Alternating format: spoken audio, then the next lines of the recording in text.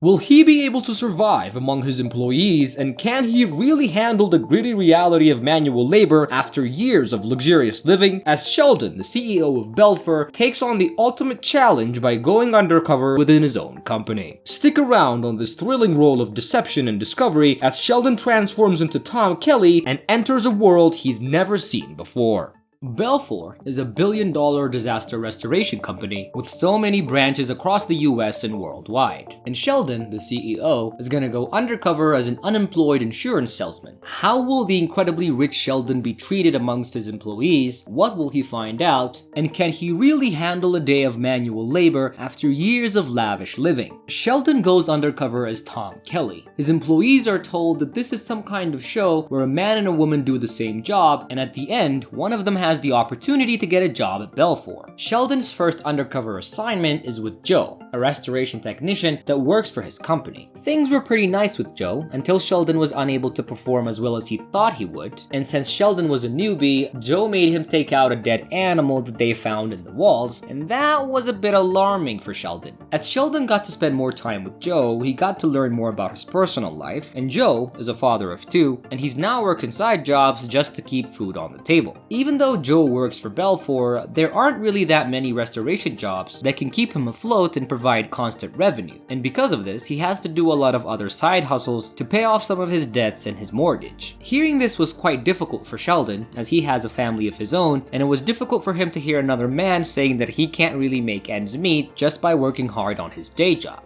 After spending a day with Joe, the restoration technician, Sheldon heads over to Colorado to meet Drew, a carpenter. And after spending half the day with Drew as a carpenter, Sheldon realizes just how physically demanding and difficult Drew's job is. As they catch up during their lunch break, Sheldon learns that Drew even has a master's degree, but because of his student loans and his rent, he can't really afford not to work and look for other jobs. He wants to work in marketing, but he realizes that he's gonna require a lot of connections to actually get a job. Sheldon takes a good impression of Drew and realizes that he has a lot of untapped potential that's now being squandered by the lack of a good opportunity. Next, Sheldon heads to Brenda, a cleaning technician that works for his company. He found Brenda to be an incredibly lovely and positive person, and we see her trying her best to walk him through her daily work routine. Brenda's backstory is a pretty difficult one to hear, as she spent a lot of her time in poverty, but she's still thankful for the job and opportunity that she has now, and even though her current job doesn't really pay much, she tries to do her hardest to make customers feel comfortable. Hearing Brenda's story and all the adversity and challenges that she faced, Sheldon couldn't help but break down crying as he realizes just how blessed he is because of his financial security, and he realizes that it's a privilege that not a lot of people can afford. The last one on Sheldon's list was Jen, a water technician. Jen's specific job is to deal with water damage inside of homes. It's a quite demanding job, and Sheldon gets a first-hand experience as he goes into the crawl space inside the house to perform water damage checks with Jen, which was not really that easy. Going under the crawl space that day though was not the most difficult thing that Sheldon had to do, as hearing Jen's story about how she got promoted but still hasn't really gotten a raise yet really made him emotional, and he revealed himself to her as he wanted her to know that corporate does actually care about the little guy. Now, after spending a day with 4 of his employees, Sheldon has a lot of big decisions to make. The next day he gathers some of his executives and they make a decision that they need to reach out more to their people and try and address their personal concerns that's related to the company. With this thought in mind, the employees get invited back to headquarters, thinking that they're there to cast a vote between Sheldon and his other female competitor. Sheldon reveals himself to the employees, starting with Drew, and offers him $15,000 to pay for his student loans, and he also arranges for him to meet his top marketing people in his company so that Drew can manage to get a better job. Next, Sheldon offers Joe a promotion as project manager and also offers him $10,000 on his commission fees, which Sheldon says that Joe will definitely acquire.